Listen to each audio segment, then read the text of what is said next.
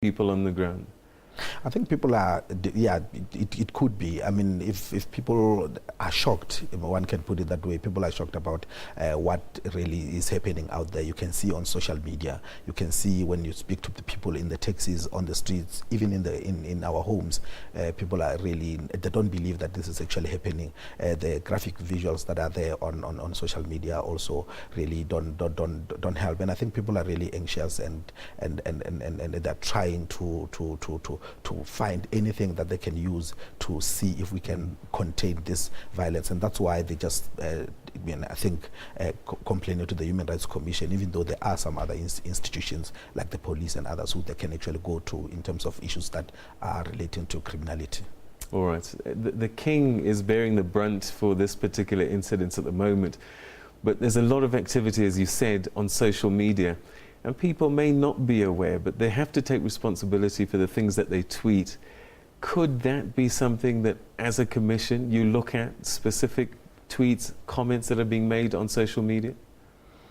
It would be difficult for us to basically monitor everything that is going on social media and Twitter and so forth. And we believe that indeed, yes, there are some comments that really don't help the situation currently where we are now. There are people talking, there are others that are really condemning what is happening. But there are also campaigns that are actually doing the same. But I think from the Human Rights Commission, we can only plead with people to be responsible in their tweets, because some of the things that are happening in Johannesburg now, it's alleged that they actually came through social media. People were threatened through social media to say Zulus are coming to Johannesburg from KZN, they're coming straight to Johannesburg.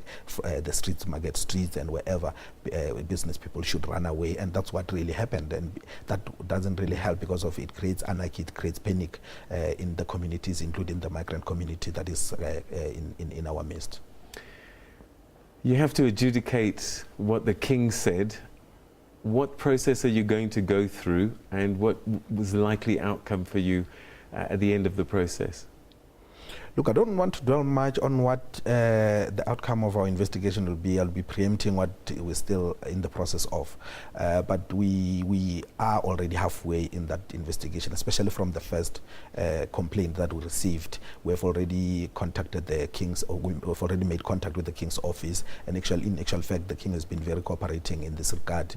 He's been responding to our letters. He's also written some letters seeking clarity on certain issues. So I think we should really be able to resolve this with the King as soon as possible, and that's what we really want to do, because of people have been pinning this on the King, and some of the things that are really happening now. But I don't want to really preempt what the outcome of the investigation will be, because, as I said, that is kind of like still in the pipeline, and we really need to respect that. All right. I mean, your investigation is underway. He says that he was misinterpreted or misquoted, and I'm just wondering, if somebody says something and an unintended consequence is somebody might misinterpret, does liability cease?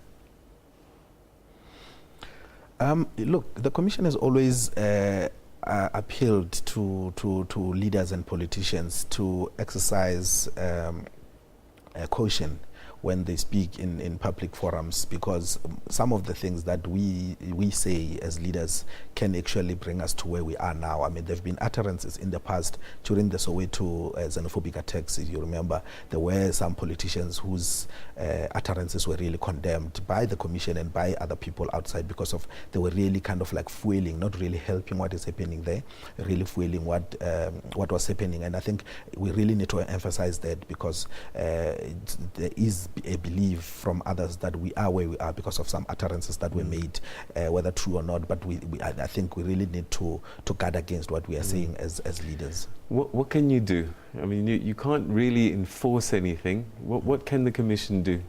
Look, the Commission really cannot, as you rightfully pointed out, we cannot really enforce much. We cannot arrest people that are killing migrants, but we can actually pressure government to do more to ensure that these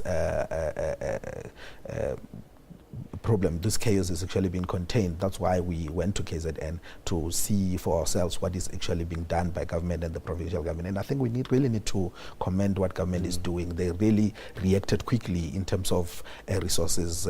Home Affairs was on the ground. The police were there from day one, and they are in the camps. Home Affairs is busy doing paperwork for those who don't have proper documents in the country. The municipality of Durban was busy providing sanitation and water and everything so that people can be able to. So I think we really need to commend the processes that government has done. But I think moving forward, we shouldn't.